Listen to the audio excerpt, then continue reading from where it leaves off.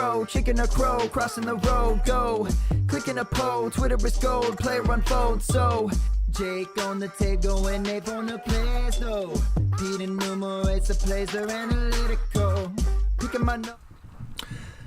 Hey everyone, it's about time I bit the bullet. Really, I've got a bunch of stuff to do. It is draft week. It's time I start churning some of these things out. So, I've been promising a video and some sort of spreadsheet probably about my pre-draft rankings, and I've warned you several times about, you know, how much pre-draft rankings are worth, but it's just time. It's just time I stop tinkering and show you them. I did do a stream last week about my rankings and how they were going, but it turned into like a 40-minute rant about the difficulty of pre-draft rankings and also overvaluing fast guys who didn't produce, basically. So, scrapped all of that and decided to make a much shorter video that I can upload and everyone can watch, hopefully, just with basic rankings. I'm going to upload a sheet so you can look at it more in depth yourselves, with asterisks on everything of pre-draft, right? So, sorry. What I worked up is this sheet right here. It's got all the players that I currently have as 2019 prospects. There's at least one more that I want to look up. Two, actually, if you include a tight end, because I don't have the receiving stats in there, and I want them. I want to check them out. One's Scott Miller, I think his name is, who Anthony Amico has been touting a little bit, and I don't have him in my database, so I want to go and add him. And the other's Dax Raymond. He's a tight end, and I just haven't put the effort in to find his receiving stats yet. So, what I tried to do last time was go through all of these ranks, and it just turns into too much. I point out what I've got in here, and then I'm going to actually direct you to my rookie board. Like, I've created a rookie board like I did last year about where I would draft them. I'm going to talk about them from that perspective. So, first thing I want to point out, because it's not really in anything else I've released, according to the Zach Reed Index, if you like, or running backs with one or multiple 20 reception seasons, he believes has a high correlation to success in the NFL. I kind of like the barrier more than using like receptions per game for their whole career, which was what was previously and is still in one of my running back models. But this is an easier to understand and I think interesting threshold if you have multiple years with over 20 receptions. Either way, I included it, and it's specifically for running backs, so you can see which running backs had career years with 20 receptions or more and how many they had. So it's literally a count of how many 20 reception or more years they had. Next is the Total Dominator. If you don't remember what that is, that's rushing and receiving market share combined into one number. It's not a Dominator rating you find anywhere else. Not that it's unique or special, or I haven't found a hell of a lot of correlation, but it does bring up some interesting names, and it just gives you an idea of the overall percentage of their team's production, both rushing and receiving, again, for running backs. Next, I have market share receiving yards, which, you know, I prefer more. If I'm going to look at one thing, it's going to be the market share of receiving yards by age. It is one of my favorite things to look at for wide receivers and tight end. I also include basic rushing college dominator, so their rushing market share put through the college dominator formula, and then the regular college dominator formula for wide receivers and tight ends. And next I have my models, obviously. It's a little further here. These are breakout ages. These are per team attempts, so how many yards per team attempts, which I've heard from Fantasy Football Outsiders, JJ Zacharyson and Anthony Amico, all meant to be more predictive than most other things. I'm still getting better results with market share so far, but they're interesting, and those are some really good names touting per team attempt stats, so I included them in this, and they're also in the database.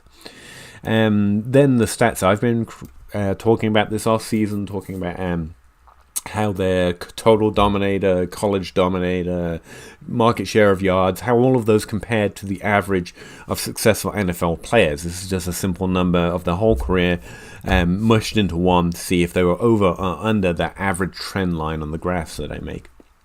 Also, the production score that I like as a comparison metric for how productive they were in college. Next, I've got my models, how predictive, or basically attempting to predict the points per game in the first 3 years of their career, which has these are the ones that have the highest correlation to success in the NFL. Combine metrics is next, just because I know everyone likes them. You guys probably like them, so easy reference just if you're wondering or can't remember who ran what time in the 40 or the 3 cone. They're all in there too, as well as the height adjusted speed score and the weight adjusted speed score formulas that I put in there. So that's what's in the overall prospects ranking sheet that I'm going to release after this video, that you can peruse at your leisure. In the next tab, what I've got is that rookie big board, like I was talking about. Where would I draft them if the draft happened today? I've been through a few different mock drafts and a few different rookie drafts, and doing a startup draft right now. I did that simulated mock draft that we podcasted about on Dynasty Crossroads. So I'm feeling pretty confident about where I have everyone. But here's asterisk number 2, if you like. After pick 5, 6, 7, pretty much a no man's land for me pre-draft. Like, I just kind of taking shots and trying to say something with the rank more than I am very confident that that's where I want to take them. Just an FYI. One way to know or remember that is if you go back to the prospect tab, and I've got them sorted by tier and then ranking them within the tier, and then I rank them overall for their position. 3 different ideas go into that, and I've included that the descriptions here: need, want, will, meh. And just simple one-word descriptions of what I meant by tier, rank tier, and then overall projection. But one simple way to think of it is if you go to just tier 1 players, there are the 7 guys I've got ranked 1 to 7 in my draft board. Those are the ones I feel most confident about right now as pretty good prospects to succeed in the NFL for fantasy, to varying degrees, obviously, but those are the ones that look best, that I'm most confident about their projection as being successful in the NFL. And it's across all positions. Notice I have no running back tier 1s.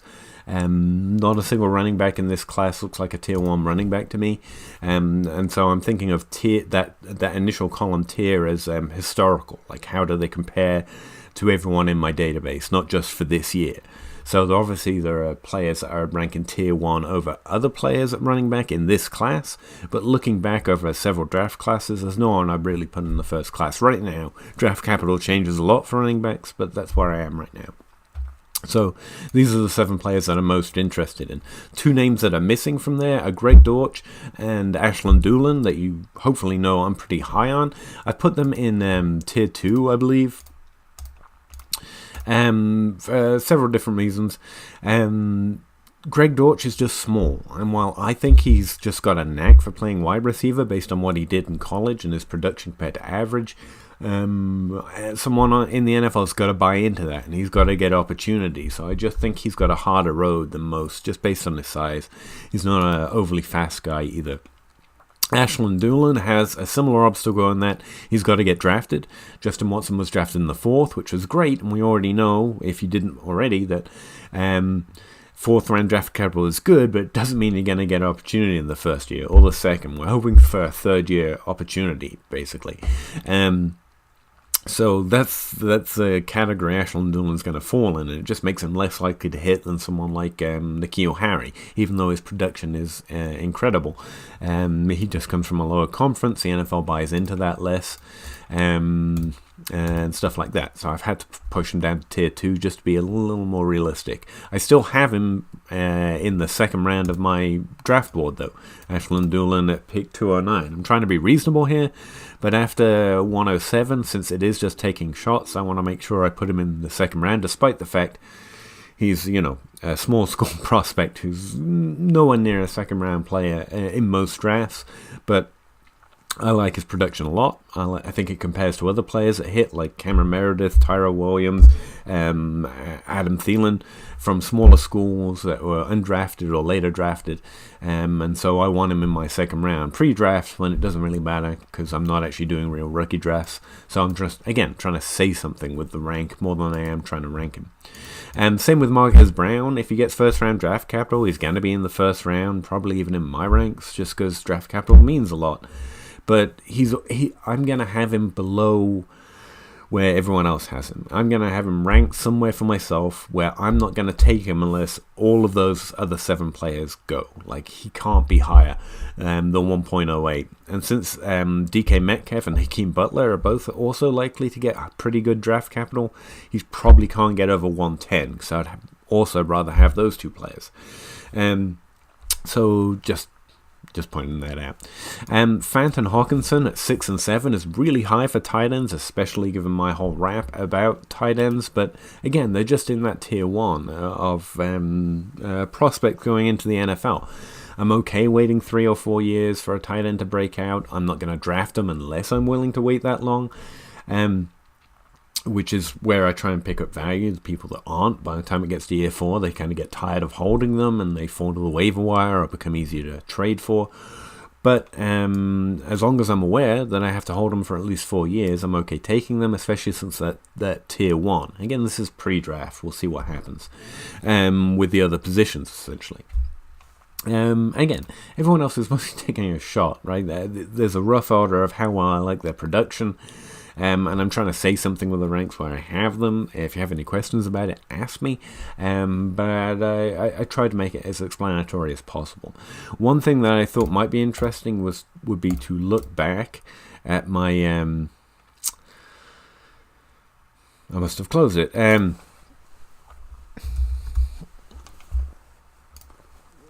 2018 pre-draft board, and that's over here. One thing you'll probably notice straight off is that instead of wide receivers and tight ends dominating the first round, it's very much running backs dominating the first round from 2018, around this time last year. Things that I got wrong so far, Rashad Penny at 2, but we had a conversation about that, and I talked about it in numerous podcasts. I know I didn't have to take him at 2, and I was put in there, again, really more to say something than anything else. Players that I think I got wrong, Royce Freeman, because I really didn't see Philip Lindsay coming till very late, due to the help of other people from RotoViz and also Jake, who's very high on him. Ronald Jones I definitely got right, having him that low. Like, I ranked him so low that I was never going to have to draft him. Christian Kirk at 2 was saying too much. Calvin Ridley really should have been in the top 3, and that's where he came out in my models. But again, I was trying to say something with my pre-draft ranks. So hopefully that provides a little more context to what I'm trying to do in 2019 on the 2019 board. Yes, I have them ranked lower, but common sense dictates that they should be higher. If Calvin Ridley fell to the end of the first round, I drafted him. I did in several leagues. The pre-draft board especially was really just to make the point about how I felt about the mystery of him not playing ages 18 to 20 in college. But so far I would say I had the right players in round 1, right? Apart from Ronald Jones. And again, I was very vocal, and I put him exactly where I needed him so that I would never have to draft him. I actually did something last year which I thought was interesting. I compared my board to DLF ADP in August, which you can see here, and you can see Ronald Jones I had slightly, again, just enough below average ADP. That's why it's colored slightly in red. Rashad Penny was actually 4. I had him ranked 2. So I was overly high on him. I was high on DJ Moore, which I'm still fine with. I was too high on Royce Freeman, as I mentioned, too low on Calvin Ridley. Again, just if you want to pause it and take a look at this board, I posted it everywhere this time last year, but I know those tweets can be hard to find, so I just thought I'd give you a screenshot or something of this one so you can compare it to 2019 to see the types of things I'm saying, and also how I did. Like, I was high on Gallup last year. I think that's worked out pretty well. I was high on Nyheim Hines. I think that's worked out pretty well. Same with Traquan Smith. I was low on DJ Chark. That's so far pretty good call. Low on Rosen. And Lamar Jackson. And depending on how you feel about Lamar Jackson, that was right or wrong. Pettis, you could say I was wrong on in terms of value, but I really think I'm going to turn out to be right in the long run. But we'll see. And tight ends last year, I wasn't willing to take the shot on tight ends last year because I was so much more confident with my first round players, and then there were 12 players I wanted ahead of a tight end I had to wait 4 years for. Mike Gesicki, again, it looks like he's falling into that category. Anyone that drafted him in the second round is now looking at 3 years of sitting on him. So I still think that play is working out in most dynasty leagues. So, Jalen Samuels, definitely got right being incredibly high on him. Fountain it's not looking great, but he's still on a team, you never know. Justin Jackson got drafted, and this was pre-draft, he got drafted behind Melvin Gordon. Okay, I'm still pretty high on him, like many people are high on John Kelly, but when they get drafted behind a workhorse, you have to give yourself a little leeway. I was too low on Ito Smith. Again, but that was before Devontae Freeman injury and Tevin Coleman being traded away. Some things you just can't see coming, and that's another problem with pre-draft rankings. There's also too low on Kiki Kute, but I remain lower. Again, I kind of hold on to my rookie evaluations too long. All right. So that's a glance back at 2018 and how it went. I'm going to release this spreadsheet with all 3 of these tabs, so you can peruse it at your leisure. Look at my draft board as it sits pre-draft in 2019. After the draft, obviously, I'll reconfigure everything and I'll lock it down so that my ranks aren't saying things are actually the ranks I would draft people at. I'm going to be a lot more able to do that when we get some draft capital and some landing spots to really consider. So that's it. Those are my ranks. I'm pretty happy with them right now. I'm really happy with that 7 that I've tied down. I'm also kind of happy that I can tie it down to such a short class. I'm wondering who my T.Y. Hilton is. It's probably because I really think this class compares to T.Y. Hilton's class more than anything else. When you've got DeAndre Hopkins, T.Y. Hilton, and you're just trying to find those 2 players, and everyone else is kind of going to fade into the background. Keyshawn Johnson and J.J. Arcega-Whiteside look like front runners. I thought Greg Dortch would get in there, but the more I considered his size and speed and how much an NFL team's going to need to buy into him with those 2 things that they typically don't like on his profile, I've become a little less sure. So I've moved him down to tier 2, but I'm still really high in that second tier. And in this class where you get to take your shots, well, pre-draft it looks like we're going to, I think I'm going to probably end up like with a lot of Dortch the same way I did Tre'Quan Smith. Even though he went to the Saints, I ended up with a lot of him fairly easily. So I might end up with a lot of Dortch, but he's going to be behind those other 2. I'm interested in that Scott Miller fella and the Ashland Dulin, smaller school prospects as well. But still some things in the air, but I'm pretty confident where we have it right now. All right. If you have any questions, comment on the Patreon link for this video or the spreadsheet I'll post after it or anything else. 18 minutes in. I did want to ask you guys something, and this is not a cry for money. Just like you're already here, you're doing more than I could ever hope. I'm not asking you for money anymore. Any more money than you already give. I do want to ask you, if anyone has any ideas or wants something, could you let me know? I'm trying to think of something that would provide value that I can charge money for. Not to you guys, because you're already Patreons, but something that would attract people to be Patreons. Like, I make a lot of sheets and models and everything else, and I post them all the time, and they seem to get good response. But then every now and again, someone will ask me a question, and I'll send them one of those links. It's like, yeah, I produced that a week ago or so, and they'll be like, oh my god, I didn't know where that came from. So obviously I don't have the reach that everyone's aware of everything that I do, which is fine, but like, I'm looking for ideas. I need to create some cash this time of year anyway. Teaching's generally bad, and I haven't had a class this semester as well. It's particularly tight right now, so I really want to double down on some of my extracurricular work here.